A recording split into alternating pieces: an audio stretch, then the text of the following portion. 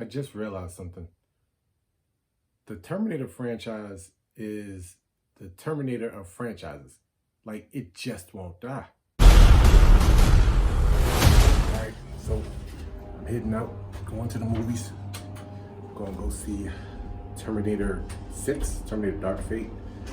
I didn't see Terminator 5 Genesis, but I heard it was horrible, so they pretty much wrote this completely out. This is supposed to be the true Terminator 3, but they've said that a million times over. The upside of this is Linda Hamilton's back. So let's see what this is all about. Mr. Official, let me ask you something. I'll get 6 of you miss a play like that, huh? Can I challenge that? No. Understand how one stupid play, one stupid penalty, one mistake ends it for all of us. When you look at an organization that has that level of detail, Not bad. Don't test the limit. It's a little too much limit.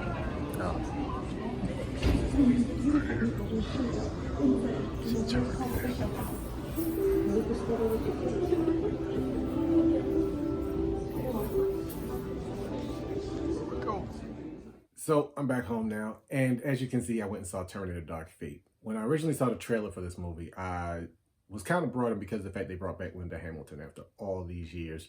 And then they said that James Cameron was going to be actually producing it and actually had some say in the movie. And this was supposed to be the true part 3, to the Terminator franchise. We've had a lot of other movies like Rise of the Machines, which came out about 20 years ago. And then we had Salvation, which was supposed to tell us the war and be a new franchise. And they had some big names in that one. And it kind of, nothing came of that. And then Genesis came out and that flopped so bad they sold the rights of the franchise off to another studio. So we finally getting like a new status quo change, a new movie. Thought something was different. They were going to do a different take on it. And it's just blah. It is so blasé. I was sitting there, and to give them credit, it starts off good. It starts off with the action. There's a status quo change, as I said, right in the beginning of the movie, and you're thrust right into it. It gets going 5-10 minutes maybe into the movie, and it's like a nice little 20-minute action minute scene. The movie's only about 2 hours long. And then all of a sudden, it just goes through this like 45-minute exposition dump. And you're sitting there like, oh, okay, is something going to happen? Is something going to happen? Is something going to happen? And then something finally does happen. You're like, okay, cool. And then you get this other like little 10-minute, 15-minute scene, and then it's more exposition, more of this. And some of the stuff was really predictable. Unfortunately, the main new savior that's there to save the person that's being hunted by the Terminator, I didn't like her at all. She was never endearing to me. She played it like she was a Terminator, but she was supposed to be a human. She never really emoted well and showed it. Then the main person that's there, that Linda Hamilton and this character are protecting, she's never believable as if she's supposed to be this huge character that's going to save the rest of the world. Never believed it at all. Linda Hamilton was back, and when she first comes in, it's a great scene. I was hyped for it, and then as it went along, you could just tell that she was just phoning it in. There's like a scene where I'm like, did she just read that? Like, was she supposed to be happy here? Is she supposed to be coming off crazy? It just never worked.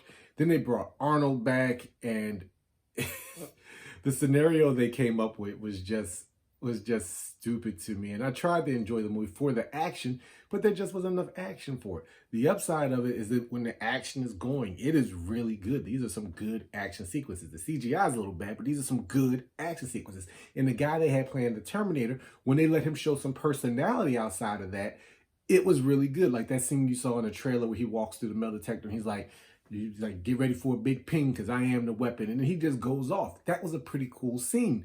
But they never drew him out. You never understood.